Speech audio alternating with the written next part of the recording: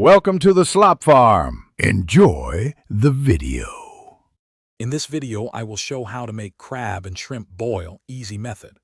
First, ensure you have all your ingredients on hand for a smooth cooking process. You'll need about 2 pounds of fresh shrimp and 1 pound of crab legs, along with vegetables like corn and small potatoes.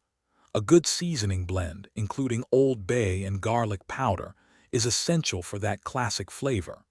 This easy method ensures a delicious meal with minimal fuss. Now let's get cooking. Grab a large stock pot and fill it with about 6 quarts of water. Add your chosen seasoning blend to the water, ensuring it's well mixed.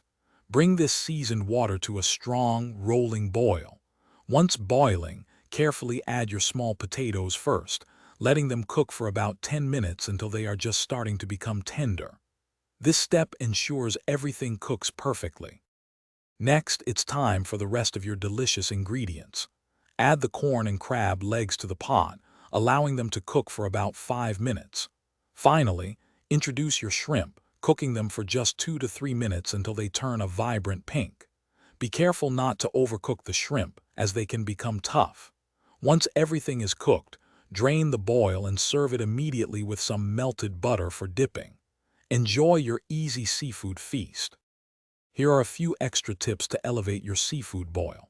For a brighter, zesty flavor, try adding about 1/2 cup of fresh lemon juice to your boiling water. If you enjoy a bit of heat, a 1/4 cup of your favorite hot sauce can add a fantastic spicy kick. Remember, the key to a great boil is fresh ingredients and good seasoning. Also, for a fresh car scent, check the description for a link to Little Trees, Black Ice, and other great deals. Happy cooking! Thanks for watching. Consider subscribing if we helped you today.